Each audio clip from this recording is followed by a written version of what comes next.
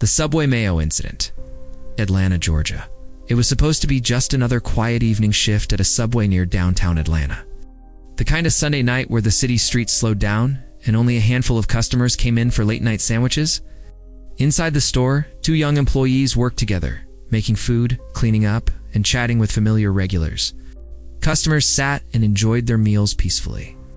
Suddenly, the door swung open violently. A strange and odd-looking man walked straight to the counter to order. At first, it seemed like nothing serious, but soon, a minor issue escalated. What should have been an insignificant and easily solvable problem quickly turned tense. The disagreement grew. Words turned harsh. Threats began to spill out. In just moments, the man's anger exploded, pulled out a weapon. Nobody had time to react. Psychopath opened fire directly at the employees.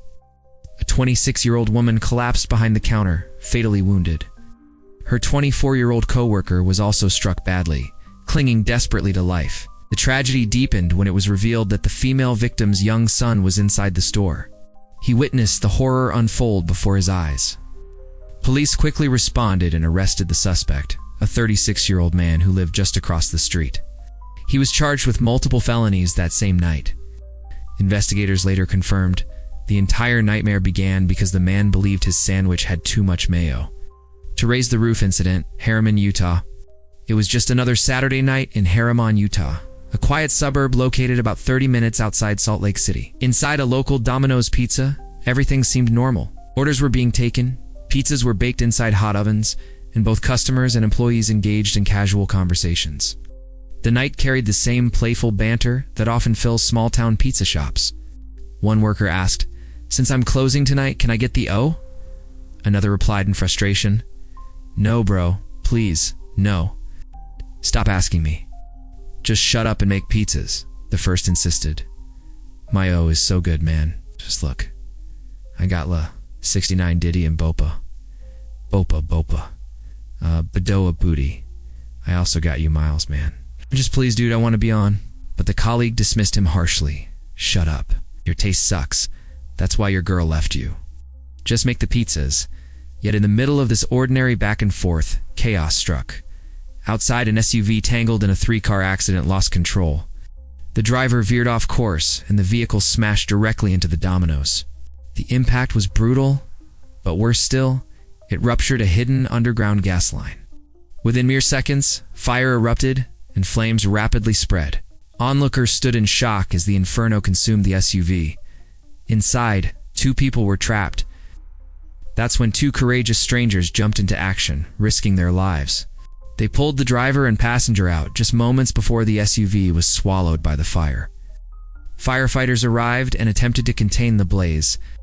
But then, the unthinkable happened. The Domino's building exploded. The blast tore the restaurant apart, scattering debris across the night sky, damaging nearby businesses including a Jimmy John's and a Supercuts. Miraculously, no one in the surrounding stores was hurt. Even firefighters near the explosion survived unharmed. But the Domino's itself was reduced to rubble. A place that had once been a neighborhood pizza joint was now destroyed. Locals would forever remember it as the Mayo incident, one of Harriman's most destructive accidents. 3 Buffalo Wild Wings chemical disaster, Burlington, Massachusetts. At around 5:30 p.m. in Burlington, Massachusetts, the Buffalo Wild Wings restaurant was preparing for the busy dinner rush. Employees rushed to get food ready, set tables, and clean the kitchen. Earlier that day, one worker had mopped the floor using an acid-based cleaner. Later, another worker came in to continue mopping, but used chlorine bleach. On their own, these cleaning products are strong. But when combined, they become deadly. The 2 chemicals fuse together, creating a bubbling, foaming green toxic mixture. Immediately, poisonous gas began to fill the kitchen at dangerously high doses. Employees started coughing violently. Their eyes burned, their lungs felt like fire. Panic set in, and people ran for the exits. But the floor was slick, making escape difficult. That's when the restaurant manager acted heroically.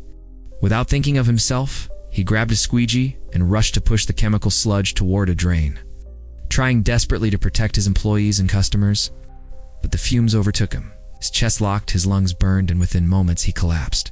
Bystanders tried to drag him outside, but the poison had already done its damage. Tragically, he did not survive. 13 others were hospitalized. The manager's sacrifice prevented even greater casualties, but he paid with his life. 4. The McDonald's electrocution incident, Lima, Peru. In the early hours of a Sunday morning in Lima, Peru, tragedy struck at a McDonald's in the Pueblo Libre district. A 19-year-old woman and her 18-year-old boyfriend were finishing their overnight shift. They had big dreams, college plans, saving money for education, and building a future together. But fate had other plans. While cleaning a soda machine, the 19-year-old received a fatal electric shock. Her body convulsed violently, the current tearing through her. Her boyfriend Gabriel rushed to help, desperate to save her.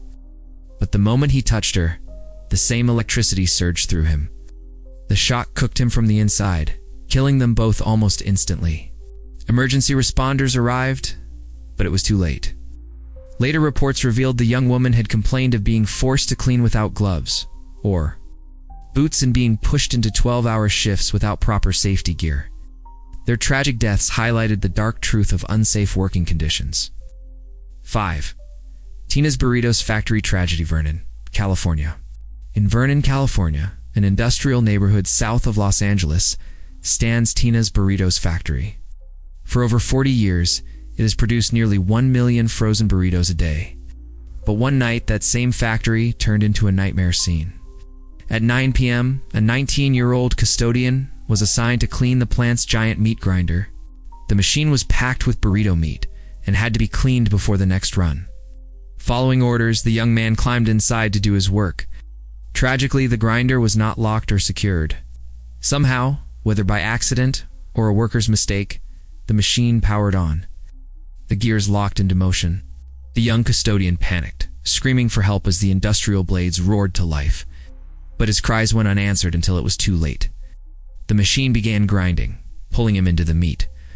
Workers heard the horrific screams and rushed to shut it down, but by the time it stopped, the damage was beyond comprehension.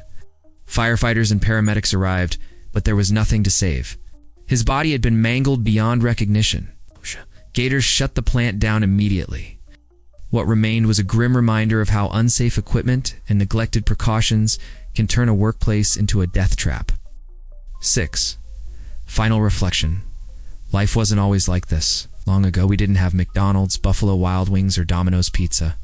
People survived on nuts, berries, and whatever food nature provided. Today, fast food is everywhere. Just quick, convenient, but also unhealthy. More importantly, the industry behind it is brutal. The employees working inside these restaurants and factories face long hours, low pay, and often unsafe conditions. These tragic incidents, from explosions, shootings, poison gas, electrocution, and machinery accidents, show us how fragile life can be in places we often take for granted. So the next time you grab a quick meal, remember to have patience with the employees. They face pressures and risks you may never see.